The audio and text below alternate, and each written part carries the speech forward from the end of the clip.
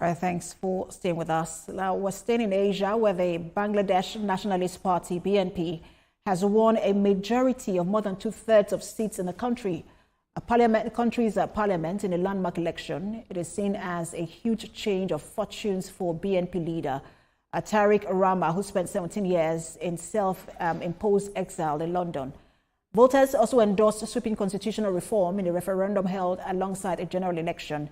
It's the first election since the student-led protest in 2024, which ousted Prime Minister Sheikh Hasina, who denies ordering a crackdown in which 1,400 people were killed. It's a victory of the people of Bangladesh, and we are very confident this democratic transition will ensure a free land again where every citizen's rights and freedoms will be protected, and together we're going to ensure inclusive development, human rights, rule of law, and freedom of expression for Bangladesh to complete this democratic transition through free, fair, and credible elections that everyone anticipated. And we want that this will stand as the empowerment of the people. Express for her extradition according to law.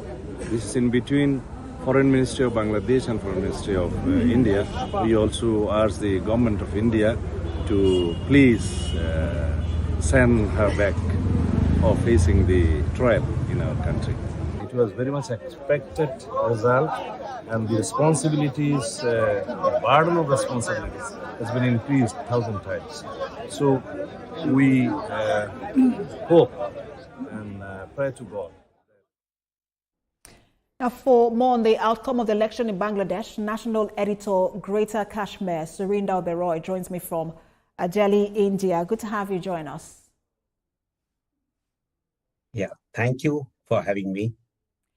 So, Sheikh Hasina's Awami party was banned from being part or participating in this election, and that brought in Tariq Rama's BNP. Tariq Rama has been on self-imposed exile in London for 17 years. This is a huge change of fortunes for BNP and its leader, isn't it? Yes, of course, when you look into the political party, but for me, it was a surprise that the rule has gone from one dynasty to another dynasty, rather than the ones who were up in the protest or upheavals. People did not select untested political parties, I would say. And as far as BNP is concerned, I think India has an experience of working with them because they have been there who have led their country and worked a lot with government of India. You see, within an hour of election results, even right now, the complete full results are not out. But as you mentioned, that BNP has two-thirds of majorities. They are sweep and are surely going to form the government immediately. The Prime Minister of India has called them immediately, and both the leaders have spoken to each other. And Prime Minister has said that they are going to continue their support in the democratic, progressive, and inclusive Bangladesh government. This is where they were looking forward, and I'm sure the two countries are going to talk between each other, looking into the geopolitics and strategic anchoring of each other. And interesting you mentioned India, because I was going to get to the India question, which is like the elephant in the room, considering that that's where Prime Minister Sheikh Hasina fled, and there's been calls for her to be extradited back to Bangladesh. But because you also said something I find interesting, which is the fact that it is moving from one dynasty to another. Bangladesh is facing a host of economic issues. Do you expect anything to change dramatically for Bangladesh in terms of its economy now that the BNP is in power?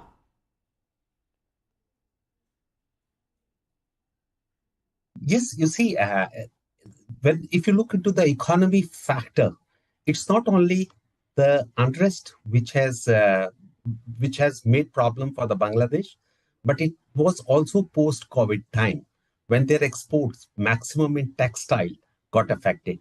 And today, if you look into the inflation, it's around, I think, 8.5 or around 9% of inflation. And they are massively dependent on India. Even though China has been investing a lot there, US has been investing a lot as far as textile or exports are concerned, where Bangladesh is dependent on that. But look into the 4,000 kilometer border with India. where every state of Northeast India are linked to Bangladesh.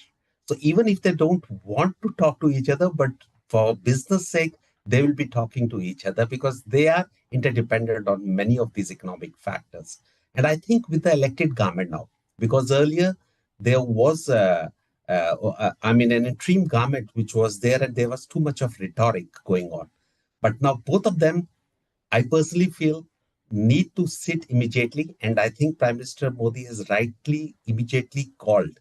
So this clears the things where Tariq, who himself is quite experienced in politics, and of course has been much influenced by the West, where he might have learned many of the things.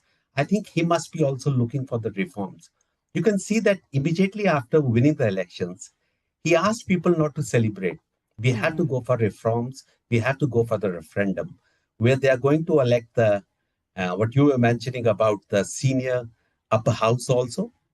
That means they will be bringing in more than 100.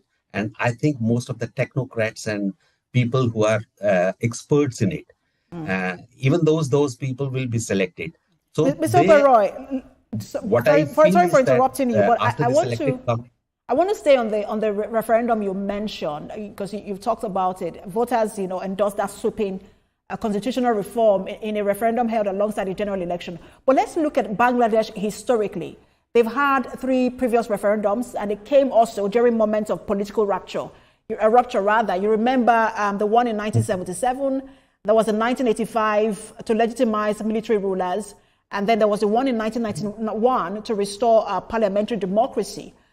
And this particular one is also coming after political turmoil, the ouster of Prime Minister Hasina. What would determine the durability of this particular referendum? Well, you see, as far as few of the issues which they are going to take up, is the biggest thing which they are going to take up is that Prime Minister will have a limited time. So now how long they are going to continue to the Prime Minister, 2 terms or 3 terms, I don't know. But that will be decided by them only. And then having another house, upper house of an experts, it's like having some wise persons to bring in the changes. They must have learned about the previous referendums, the disturbances, the assassinations which have taken place, the political party disputes between the two, the dynasties which have been taking place, and now the new youth who is demanding a lot. And this is where the check is there right now. And with the information technology and growth in the economy, I personally see that many steps for this referendum will be taken place, especially the judicial independence. The judicial independence has not been as strong as it was. And also, I think the presidential powers are to be increased. Now, how long it's going to take, but they have the right time to do or take some of these changes. Why? Because of the 2/3 of their majority which they have got it.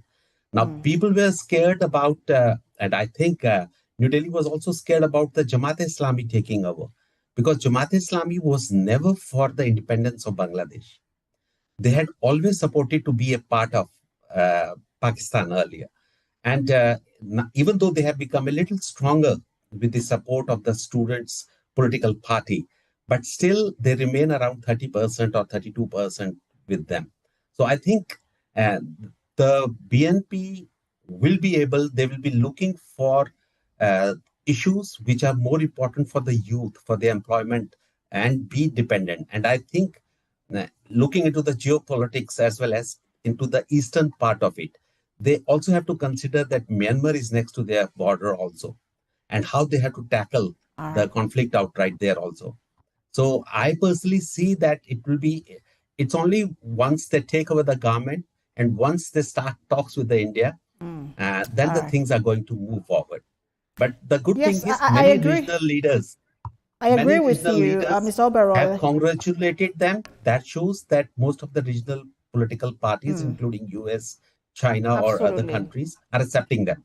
Absolutely. And all eyes are on Bangladesh garment industry to see how it fares on that, Tariq. Thank you so much for your time. National Editor, Greater Kashmir, Surinder Oberoi. Thank you. And looking forward, best wishes to you for your weekend. You too. All right, that's it on What Now. For more updates on the stories we're monitoring, you can visit our website, www.tvcnews.tv. Mayu, thanks for watching.